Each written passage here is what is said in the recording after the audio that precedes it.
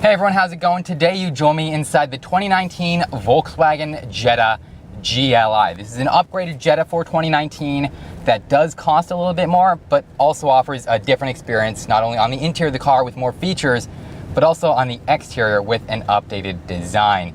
So I'm going to walk you guys around everything you need to know about the 2019 Jetta GLI, give you a full review and my opinion of the car, and help you decide if it's the right car for you. So let's get right into the video. So the interior of the Jetta GLI might have a ton of cost cutting, but the exterior design is actually really good in my opinion. I love the front end of this car. It's been refreshed and redesigned and much more aggressive and stands out way more than a base Jetta, especially with this enormous gloss black intake on the front of the car. This grille is going to help pull in air to cool that 2-liter powertrain, but it also serves as a styling thing. It just looks really cool, especially with these red accent trim pieces going all along the front. We're going to see those red accents mirrored throughout the rest of the car, not only on the exterior, but also in the interior. We've also got more gloss black here on this vent on the side, which is surprisingly non-functional. It doesn't do anything except look cool. But the main feature on the front end of this car have to be these headlights. They're standard LED projector headlamps with LED daytime running lamps. So they're going to look really cool out at night on the road, and even during the day here, they do look pretty awesome on the front end of this car.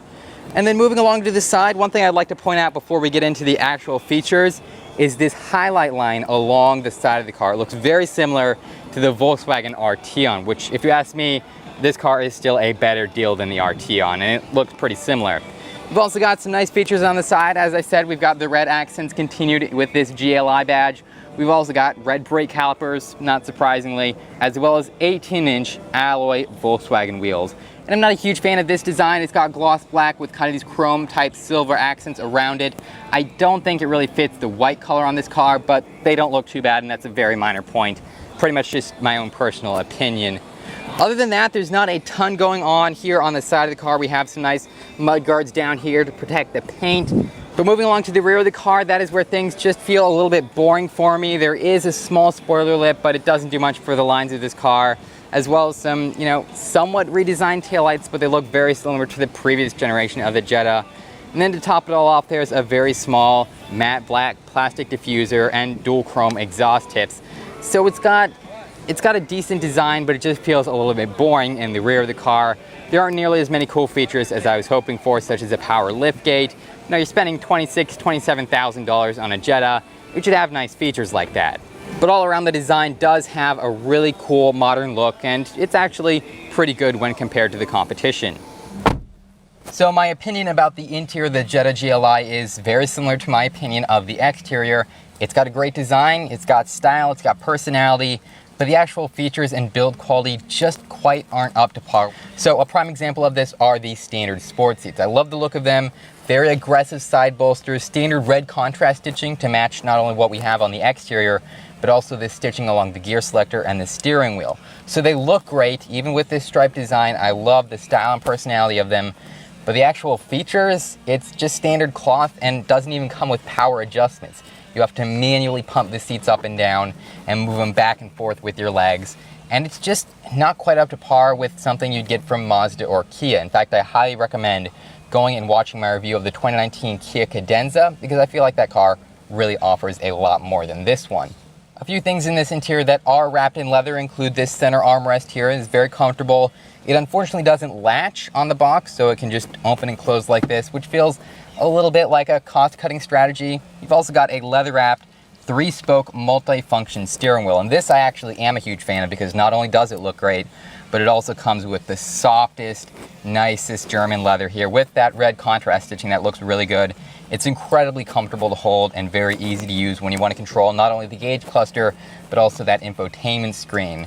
And the same thing goes for the gear selector. This has a DSG transmission, so it's got a little DSG logo on it. It's also leather wrapped and chrome trimmed and red contrast stitching, and it's very comfortable to hold and very nice to look at. But those are really the only two areas in the entire car that have nice materials, because here on the door panel, it's just this cheap feeling hard black plastic that's extremely flexible, feels extremely cheap. And then up on the dashboard, yes, there are some nice plastic aluminum style accent pieces, but then you've also got a ton of gloss black, which even new, sitting at the dealership, is already collecting dust and just looks like a mess.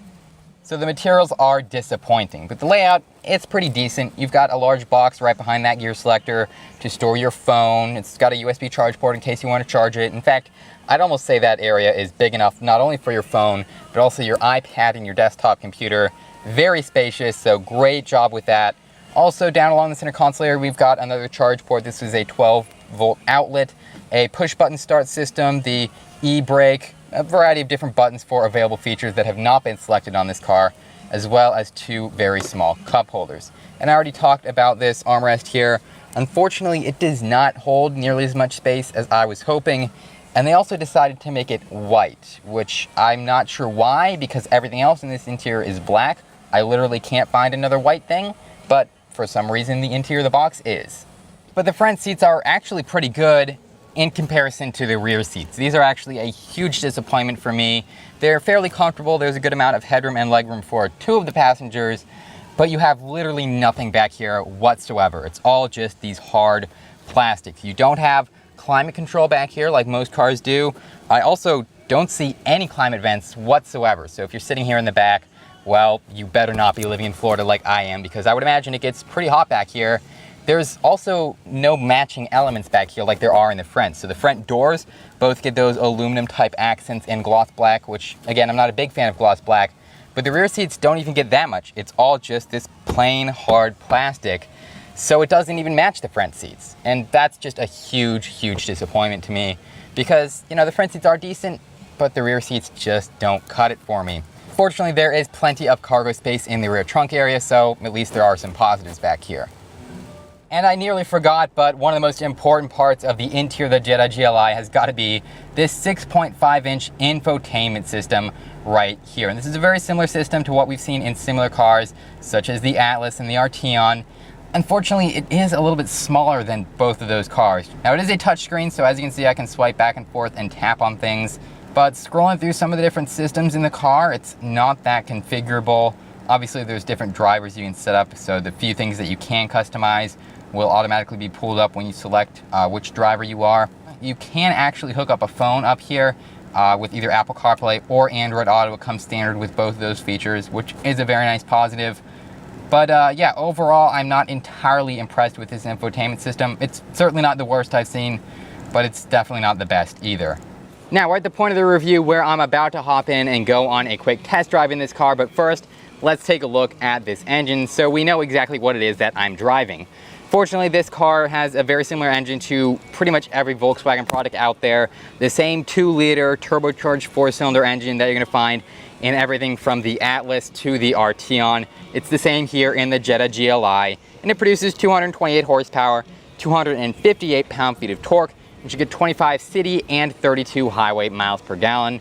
So it's pretty par for the course as far as engines go, and it can be paired with either a 6-speed manual or a 7-speed DSG transmission. If that's enough statistics, let's go ahead and hop in the driver's seat and take this car for a spin.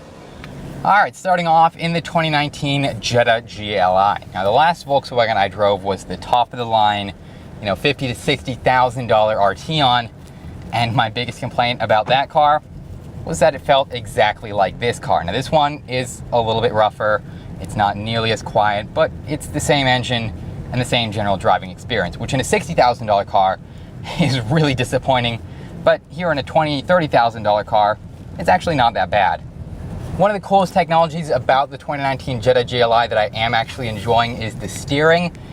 They've given it a progressive steering ratio, so it's pretty much all electronic, and essentially what it does is at low speeds, it makes it very easy to maneuver the car.